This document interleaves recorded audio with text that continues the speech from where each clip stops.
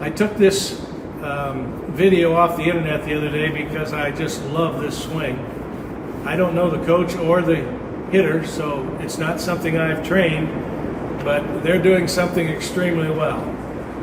And I want you to get a feeling of what she feels when she's in her stance before the ball is thrown. This is like command drill readiness here.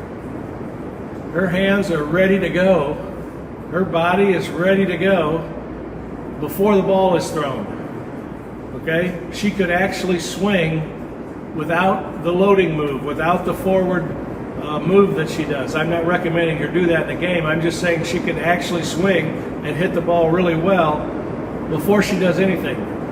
That's because she's got a tremendous feeling in her stance. Okay? She's already on the brink in her stance. Notice how the hands just stay completely still as she moves forward. That doesn't mean her back isn't pulling back. It doesn't mean there isn't a stretch. There has to be a stretch because she doesn't get to her front leg before she launches. Okay? This is excellent. This is really good. Okay? Her foot may be down, but her weight's back.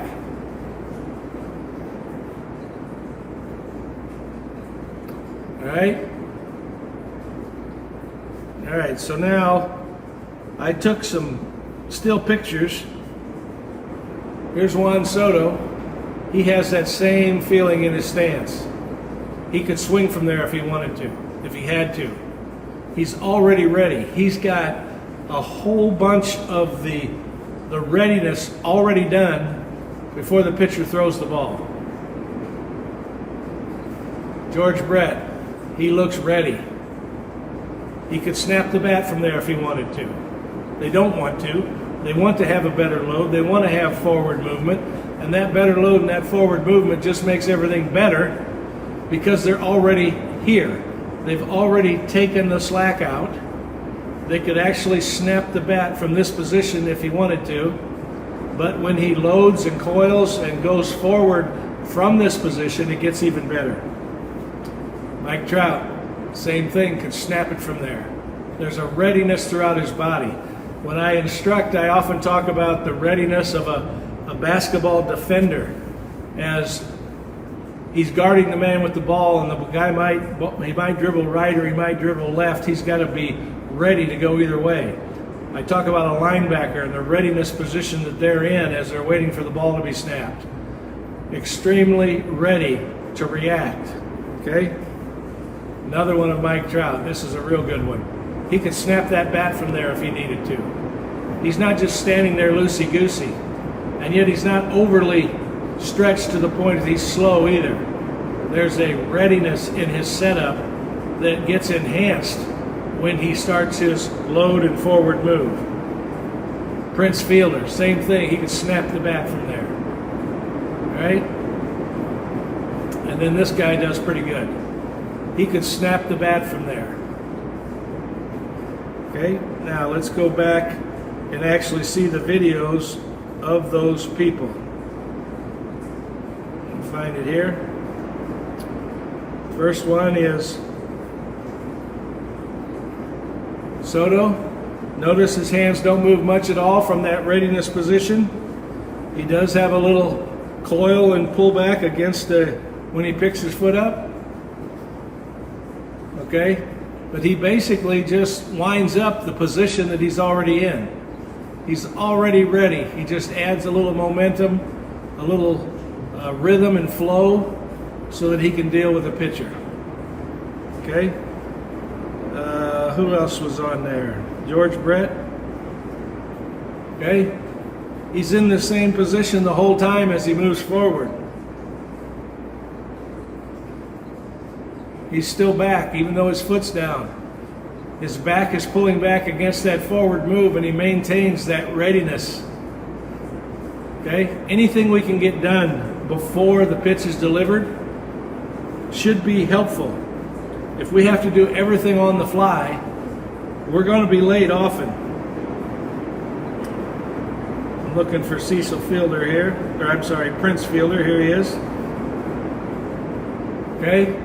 He does do a little waggle of his bat there, but you can feel the readiness in his body. And then he does that little waggle and forward move and snaps it.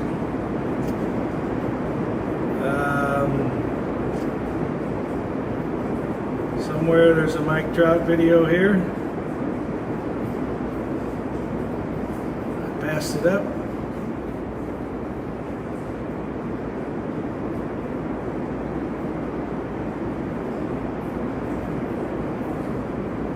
Why can't I see? Here it is. He's ready in his stance. He could actually snap the bat there. Actually, I guess he's just not quite in his stance there. Here we go. He could actually snap the bat from there. His back is engaged. His hands are ready to snap. And then he just gets a little momentum and a forward move for rhythm and timing and snaps it. And then Aaron. Okay? Same thing. He can snap it from there. There's not a whole lot of change in movement in position of his hands while he does his loading move. Okay? All right.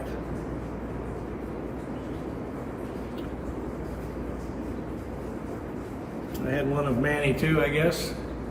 Okay, there's the picture of Manny. He can snap it from there. All right, going to turn the camera around.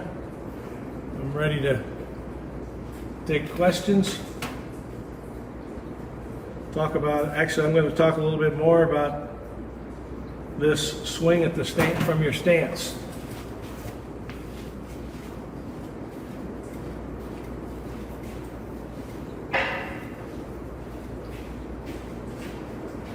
Okay, so basically I've said many times that when Aaron's in a game and he's in his stance, he's 80% loaded, and then when he picks up his foot, he gets the other 20%. That's true. I think some of that's going over your head. You're not really understanding what I'm saying. So I started this discussion of, could you swing in your stance?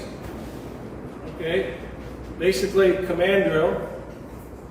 Could you swing there before you pick up and do your rhythm and timing load?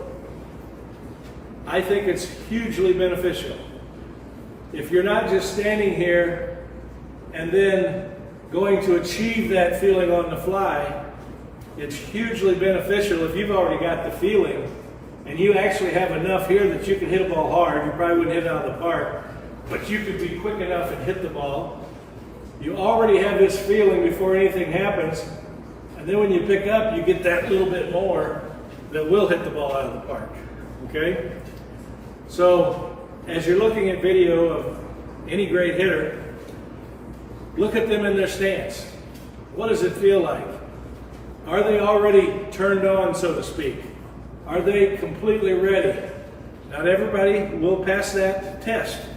Some people are loosey-goosey and find it on the fly. I don't like that. Josh Donaldson is one of those. I don't know if loosey-goosey is the right term, but he has to do all of this before he can find the feeling. He has to time that move.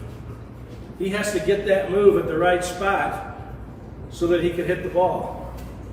Why don't you just have 80% of that already taken care of, so your 20% comes from here and you're way more under control? Okay? So I started looking at some of Aaron's swings, and then I have a file of several of his 2017 swings. And there are several where he starts with his hands here, well, like the one I showed you, although that wasn't 2017.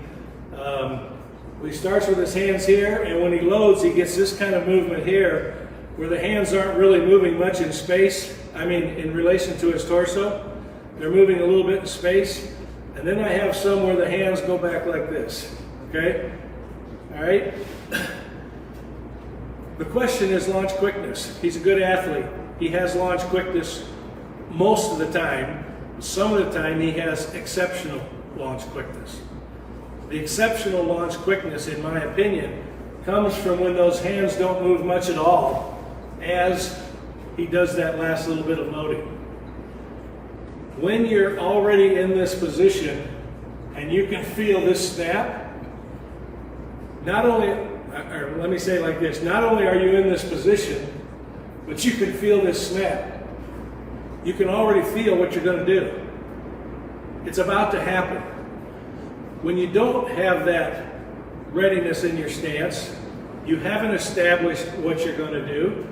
You have to find the feeling and establish what you're going to do on the fly. There's no way that will ever be quicker than when you can already feel this move before the ball is thrown. Okay? I highly recommend you take some swings doing this. Basically, it's the command drill. Right now, I can feel, I'm going to show you without the bat because everybody looks at the bat. Okay, my hands are going to do this. Notice when I supinate my top hand, my elbow moves also. Okay, I get this adduction, this supi-duct move that we've talked about before. The other hand does this. So I've got this movement of my hands, but also I've got this movement of my body. Everything I'm doing is turning that barrel. I'm not just doing this and then my body does something else. Here's what my body looks like when I'm doing this. Okay? It's quick, it's sudden, it's on the brink, it's on call, it's ready to go. When you have that feeling in your stance, you can't afford for your loading and timing move to cause you to lose that feeling. If you have this feeling in your stance, your loading and timing move has to enhance that move. It can't cause it to disappear. So I see a lot of people, they look ready, but as soon as they pick up and start to move, they are completely in a different position than they were when they started. Okay? My back, my lower back, my upper back is on call. It's on the brink. This move, by the way, this is the move that make the fun of me the most. I don't care. It's as much a money move as anything else I teach, and it's exactly what a boxer does when he throws an uppercut. It is the most explosive thing your body can do. So when I'm in my stance, I don't want you to uppercut the bat, but this part of the swing is the uppercut, the body part of the uppercut. It is explosive. In my opinion, it's the most explosive thing your body can do. Okay? So when you're in your stance, you can already swing from there. You're already feeling this. This is what's going to happen when I pull the trigger. So now when I pick up my foot and do my loading move, I'm going to maintain that feeling. Okay? All right, I'll shut up and take your questions.